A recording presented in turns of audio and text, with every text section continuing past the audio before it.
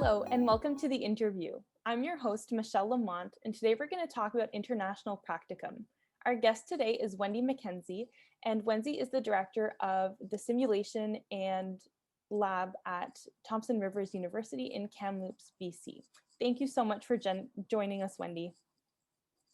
I'm happy that you asked me to come. It's such a pleasure to have you, and I cannot wait to share all your expertise with our audience here at Nursing the Future. Wendy, you have quite an interesting nursing career. Could you tell us a little bit about your background and how you became interested in international practicum? Well,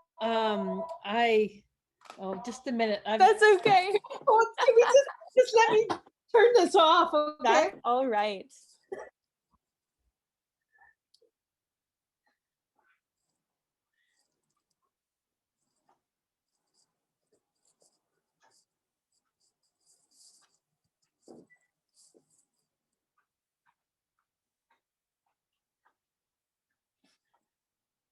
Sorry,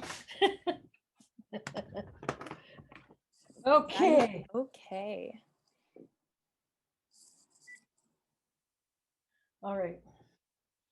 Now, hopefully that won't happen again. Yes.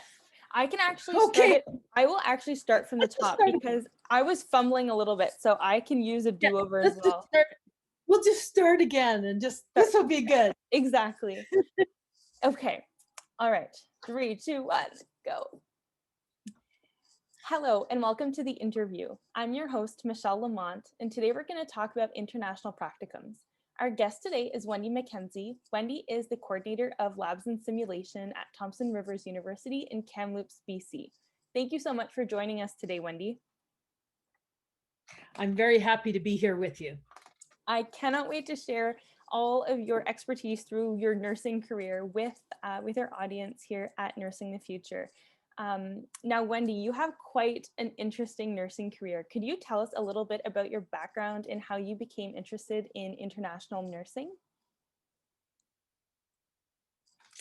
Yes, my background is different than most nurses. I've had a parallel career where I've been in the military as a reservist, as well as I've been a nurse. And my military service actually is what got me into nursing, because I was working in the military, and I was actually working with vehicles, and I decided, and plus I had to do some first aid. And so I sort of liked that. So I went up to the university to see if I could get into, actually it was the mechanics program, and it was full. And so then I thought, oh, well, what about something around first aid? And they said, well, be a nurse. And so at that time, there was no issue. There was actually room in the nursing program. So that's how I actually got into nursing. But all the way along, both the careers have kind of informed each other. And then when the opportunity came, when they were looking for someone to take a clinical group to Thailand, I just jumped at it. I'm you know, I'm very I like excitement, and I like things that are unpredictable, and I love to travel. And so I thought this was a way to bring everything together. So yeah, I started with Thailand, and I went there for a couple of years, and then I ended up in Africa for 8 years. And it's been one of the highlights of my career.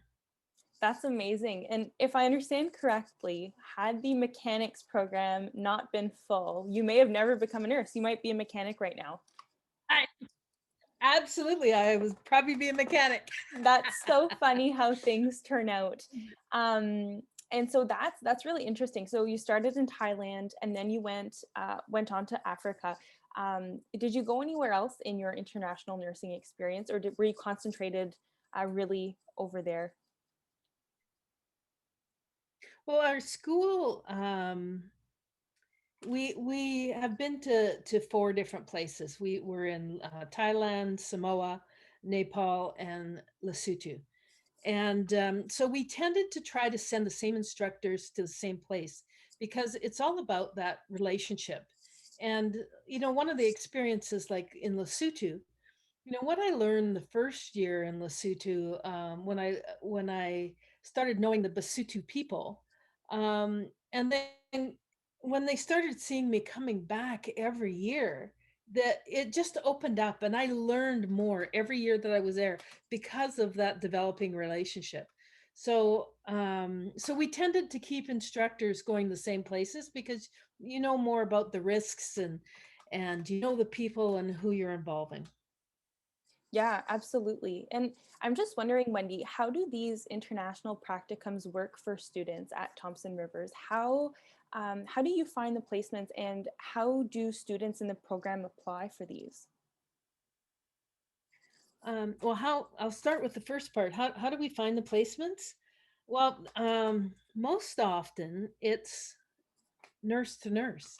You know, like as a professional, you take advantage of professional opportunities to go to different conferences, and as you know, most of the time you go to national or regional, provincial. But then, you know, I really encourage you to step up and go to the world, go to a world conference, and then you start meeting nurses from other places in the world, and that's where the richness comes out in the that's where you learn so much. And so it was Thailand, Nepal, and Samoa all came from a nurse to nurse connection. And, you know, we said, oh, wow, you know, your program sounds like ours. We should get together. You know, how can we do this? And so then we started working on it. Lesotho was a little bit different because we like to give our students two different, like really different opportunities to go international. So you wouldn't want to have like two practicums in the, you know, like in Fiji and in Samoa, because they're, you know, the cultures are different, but it's the same sort of setting. So, you know, that's why we had Thailand for a while. And so then we had a guest speaker come to the university, and his name was Stephen Lewis, and you might know him. He was the Canadian delegate to the UN for HIV and AIDS. And I was talking with him after his presentation with some of my international students, and you know, I said, where should we go in the world?" And he said, without hesitation, he said, "Lesotho." And I says, "Oh yes, thank you." And then I had to go and Google where is Lesotho, right? Because I didn't know that. Yeah, I just thanked him profusely, and then I looked up Lesotho and found out where it was, and it's a little landlocked country in the middle of South Africa, and you know that was very divergently different from Samoa, which was the other place we were using at that time. So then we started working to get permission to go in there. And one of the things we always look for is we're a school of nursing, so we want to partner with the school of nursing. hmm, And so we did that and started working through everything to go. Um, in terms of students, students apply. Students applied to go on the program. They have to do a lot more work because there's a lot of onboarding that they have to do, because we want to make sure that they understand what the culture is going to be like. They also have to understand um, what it's like to travel. So there's a whole bunch of pitfalls in traveling. So we bring them up to speed on that, and then you have to realize that you could be staying in some pretty rustic places, like with not the things you're used to at home. And you're going to be living with a bunch of people for 6 weeks. So, absolutely. so we have to think about how that's all going to work out, and you know what we're going to be doing. So we do a lot of preparation work for that. Our students also take a global health course that I teach in their semester 6. And so when we go on this international practicum, it's in the summer after semester 6. So what I do then is I start tailoring that global health course to include some of the specifics from the courses that or the places that our students are going to go to. So they get it both ways, you know. So we do some individual stuff, we do stuff within the course, And then of course this is all works towards them getting a global competency that's on their BSN degree. So it's just an added credential to Okay. show that they've had that extra experience and they've put themselves in that position. That's amazing. And so much work, planning, preparation, and extra coursework for these students goes into every international practicum, every batch of students that you take along to any country. That's super Absolutely. interesting. Yeah, Yeah. And absolutely. and Wendy, I'm just wondering, what would you say are some of the highlights of these experiences that you've had leading international practicums? Um, some of the highlights, some of the like as an educator, one of the things that really makes me happy is when I see the lights come on and a student just lights up, and because they suddenly understand what you're trying to tell them. Because from going to school, like, there's the theory part and you read it, and some people learn from that. Mhm. A lot of people have to have the lab portion, right?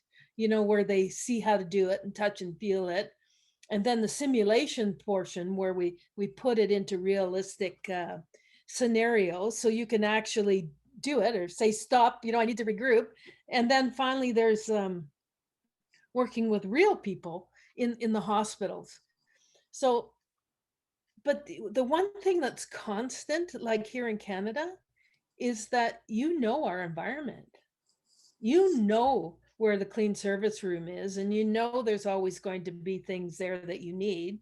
Or if it's not there, you can pick up a phone and have it delivered. What's in your what how to get a hold of physio, or if the diet's not right, the dietitian. What's in the community. We know that. We learn that. But when all of a sudden you go to another country, when you don't know any of that, you can imagine how your communication skills come out. And because most schools teach by principles, right? Mhm. And we teach you the principles so that you can adapt those to what you have. And so all of a sudden, yeah, I have to do this dressing, but I don't have this, I don't have that, I don't have this. So how am I going to do this? So Creative nursing work. that thinking that goes around it, and you pull back at those foundations that we teach you, and then all of a sudden, the light comes on. Or one of the biggest compliments I ever had was when one of my students came back to Canada after we had been in Lesotho, and she was in her semester 7, and she was working with an Indigenous group, and she phoned me up and she says, Wendy, did you know that there's poverty in Canada? And I said, yeah, I do. But, I'm so happy that you recognize it now, because sometimes when something's in your face all the time, you don't recognize it for what it is. But when you're put into a position where it's so far the other way, like it's so obvious to you. Now, once you've seen that, you can apply it in every part of your nursing practice. Absolutely. Yeah. And I can imagine how these experiences really help build these students' toolkits and the baggage that they have as a future nurse.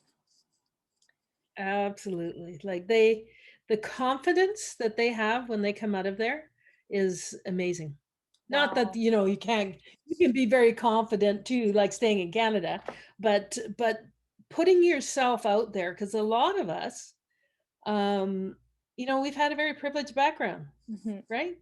We haven't been put into a situation, and we talk about it, to hopefully, start thinking about that and looking at our own biases, and looking at our values and that. But to truly be put in the situation where you experience that becomes part of your being, that becomes part of you. And so, Absolutely. yeah. And I know, Wendy, you've mentioned to me before that some students feel, or most students feel, a great deal of culture shock and guilt, and recognize their privilege through these international practicums. Yes, they do. And that's one of the reasons why when I designed, how we go there is that I have to do a stepped approach to come back. Just as you do a stepped approach going in, um, because it's such a shock to get off the plane and come here and be living in a rondavel or out on in a very basic place and there's you have to learn how to wash clothes by hand and you have to buy your water and you have to there's a lot of things that are a lot different than Canada and so but you're excited to come there so you can kind of roll with that after you've been there for a while, pretty soon you get the lay of the land. So it's usually the first week is excitement. Weeks 2, 3, and 4, everybody's starting to get, they're pretty good. They start learning and digging in and doing their work. Um, Week 5, they're starting to get a little excited about going home. And then week 6 is when I step them out. So because we're sitting in Africa, and it would be silly to go all the way to Africa and not be able to see the big five. So I always take them on safari afterwards. And so we do safari, we do day safaris and night safaris and to get to see the animals, to again look at some of the culture, and then to sort of prepare them to enter back into society because we become so focused when you're in a developing country that money is important. Like $5 in Lesotho could buy enough laundry soap for an entire village of 250 people for 30 days. Wow. $5. And we spend $5 at Starbucks every day, or Tim Hortons. And when you think about that, and then you think about what that $5 means in different places, then you start having that little bit of guilt. Um, when I can remember, having that in my mind and landing in Heathrow, and then looking in some of the stores, and they want $5,000 for for a wallet because it's got a brand name on it, and you think $5,000, what that could do in a developing country. So that's where some of the guilt comes in, that people are spending money. So we work all the way through that. Um, and sometimes it takes a while, but it actually helps the student too, because then they're more conscious about how they are spending their money and where is the best place to be putting that, and not to be frivolous. A little frivolous, now and then is okay, but we don't have to have such a lifestyle where we're not looking at what our values are. Yeah, and it sounds like not only are students learning nursing values and nursing practice when they're on these practicums, but it sounds like just general life lessons and values of life, bigger picture things, really. And I can definitely Absolutely. see how that piece that you talk about, the whole debriefing after the experience, as they prepare to reintegrate their normal lives, would be really, really important following that kind of experience. Yeah. One of the assignments that I have students do is that they have to have a bound book. And we start, that's their journal. And they start the first day when they're on the plane. Actually, I make them start writing this journal, and I give them a few questions to guide it at the very beginning, and to put down what they think they're going to see, blah blah blah blah, and then we do that journal all the way along. And I know, because I know students, you think, oh, I'm just going to put down what I think the instructor wants, Yeah. and that's, I say, I tell them they're on it, or that I'm on it and I know what they're doing. So no, don't do that. Like when I always sit down and have a one-on-one with each of my students at least once a week, and I said, show me one page. You choose the page though, because I want you to make this journal as something that you can see your growth. And Mm. sometimes you're going to say things that maybe you don't want your instructor to know, but I want you to write it down, because one of the things I do at the very end is I say, go back to page 1 and read your journal and see how far you've come. See how your view of people and valuing what you're doing has changed. And they're amazed because they don't see how they're changing, whereas I do, because I see them right at the beginning. So You it's see their really, progress, but it's nice for that's them to realize all the progress they've made. that's right. That's That's right. amazing. Now, Wendy, Yeah. I have another question for you, shifting a little bit. Yeah. And I know you've had some experiences that were a little bit more stressful when abroad with students. Could you speak to us about those situations that would have been less ideal, that would have been a little harder? Um, I guess one of the hardest ones was we were in Thailand and back in 2008, and there was a military coup, and that was really stressful because when you're in a this is one of the few times where my military experience really came into play here, because I could see that the Thai people are very calm. They love their king. They you have to have a deep relationship there to understand what's going on underneath.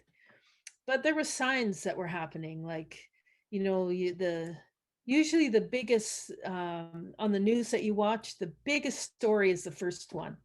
And so we would be watching the news, and when the big story came on, the screen would be blanked out. It would be, and they would play the Thai national anthem.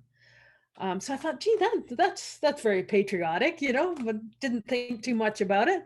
But then, the next day, I found that we didn't have communications, that we couldn't use the internet, that it wasn't working, and then it would come up for about 10 minutes or 15 minutes at irregular periods of time. So I thought, well, that's kind of odd. And then when I couldn't phone out of the country, it was just like you could see this. And from my military experience, when you want to keep a population together and not have them move or hear anything, this is how you do it. And when the bank machines stopped working, I knew that we were in trouble. And then the next day, the tanks came rolling down the street, and um, it was all in the news and everything.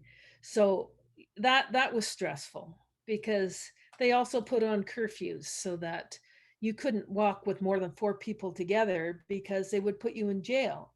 And of course, I had 6 students with me, so I had to split them, Wow. which they were not happy about.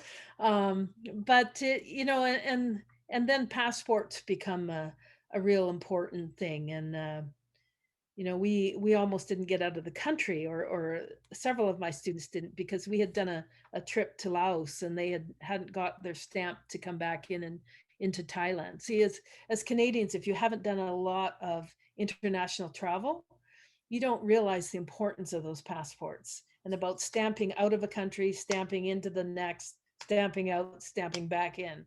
Like, so you need 4 stamps, if Right. you're going to visit a country to get back in. So here in the middle of a coup, you're standing in the middle of a country without an entrance stamp. So you're there illegally. So technically, they can pick they can pick you up and throw you in jail, because it's not about being innocent until proven guilty. You go by what the rules are in the country.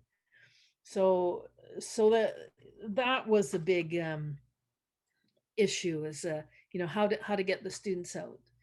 But yeah, well, I had about A to H plans. I really wanted to do H. H was going to be so much fun, because we were going to. I had a friend there in the Thai military that was going to get us to the Friendship Bridge over to Laos, and then there's no planes out of Vientiane, so we had to go over to Cambodia, and the only way we could get to Cambodia is to ride some water buffaloes. And Oh I my thought, I've goodness. never ridden a water buffalo. Let's go. But yeah, but unfortunately, we didn't have to do that. We did plan A, which was to fly right into Bangkok and to see how you could see that there was a blackout in half of Bangkok and lights on the other half. So it was it was interesting. Mind you, we did get caught with those missing those stamps, but we managed to get through that, and I got all my students on the plane. So Wow. yeah, that was exciting. Well, Yeah, I can imagine as an educator, you're there with your students. That would have been incredibly stressful. And it's a good thing that, you, Wendy, you have your whole military baggage and all that knowledge that you have. If it yeah, weren't for that, I can imagine it would have been a really difficult situation. yeah. A lot of educators have told me, I'm so glad it wasn't me. Whereas I was, okay, let's just go, you Yeah. know? Yeah. Yeah. Wow.